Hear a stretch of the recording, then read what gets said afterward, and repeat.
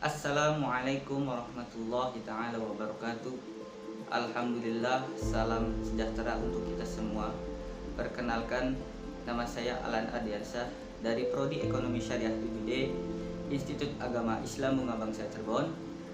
Baik, di video kali ini saya akan membahas materi secara terperinci mengenai manajemen sumber daya manusia atau yang disingkat dengan MSDM.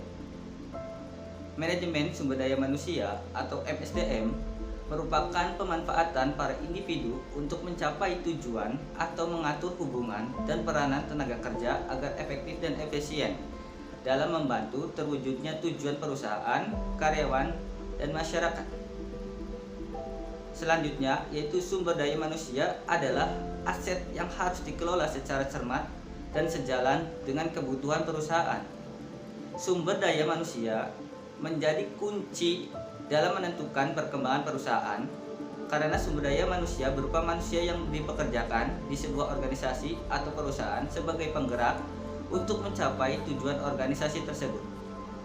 Selanjutnya yaitu rekrutmen, di mana dalam memenuhi kebutuhan perusahaan juga mengadakan yang namanya rekrutmen.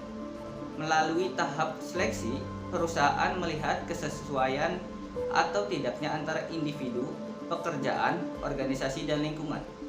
Berikutnya yaitu SOP atau standar operasional prosedur disiplin kerja adalah panduan yang berkaitan dengan prosedur yang harus dijalankan. Contohnya dalam sebuah perusahaan, SOP perusahaan adalah segala panduan yang perlu karyawan lakukan untuk mendapatkan hasil kerja yang baik. Indikator disiplinnya yaitu pertama, disiplin waktu, yang kedua, disiplin peraturan, yang ketiga, disiplin tanggung jawab. Pelatihan dan pendidikan perusahaan juga dalam meningkatkan kompetensi pegawai selalu mengadakan yang namanya pelatihan dan pendidikan. Pelatihan ini berguna untuk meningkatkan keahlian, skill karyawan yang berkaitan dengan pekerjaan agar kualitas performa mereka meningkat sehingga memberikan manfaat bagi kemajuan perusahaan atau institusi. Selanjutnya dengan pendidikan menjadikan memiliki kekuatan spiritual keagamaan, pengendalian diri, kepribadian, kecerdasan, akhlak mulia, serta keterampilan yang diperlukan dirinya, masyarakat, bangsa, dan negara. Berikutnya yaitu mengenai keselamatan dan kesehatan kerja.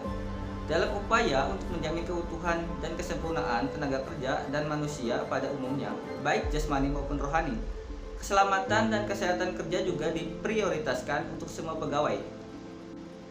Tujuan manajemen keselamatan dan kesehatan kerja yang pertama yaitu sebagai alat ukur kinerja K3 dalam organisasi. Kedua, sebagai pedoman implementasi K3 dalam organisasi. Ketiga, sebagai dasar penghargaan. Keempat, sebagai sertifikasi. Selanjutnya yaitu mengenai komunikasi dan motivasi kerja. Komunikasi di tempat kerja juga menjadi salah satu hal yang penting. Komunikasi membantu perkembangan motivasi dengan menjelaskan kepada karyawan apa yang harus dilakukan, bagaimana bekerja dengan baik, dan apa yang dapat dikerjakan untuk memperbaiki kinerja jika itu di bawah standar. Komunikasi juga memberikan informasi yang diperlukan individu dan kelompok untuk mengambil keputusan dengan meneruskan data guna mengenai dan menilai pilihan-pilihan alternatif. Selanjutnya yaitu mengenai penilaian kerja dan kompensasi.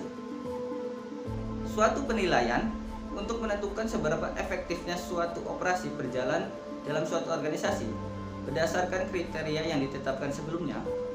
Kompensasi merupakan pendapatan yang berbentuk uang, barang langsung maupun barang tidak langsung yang diterima karyawan sebagai imbalan atau jasa yang diberikan pada perusahaan, serta kompensasi tambahan finansial atau non-finansial yang diberikan berdasarkan kebijaksanaan perusahaan terhadap semua karyawan dan usaha yang meningkatkan dan kesejahteraan mereka seperti tunjangan hari raya dan uang pensiun.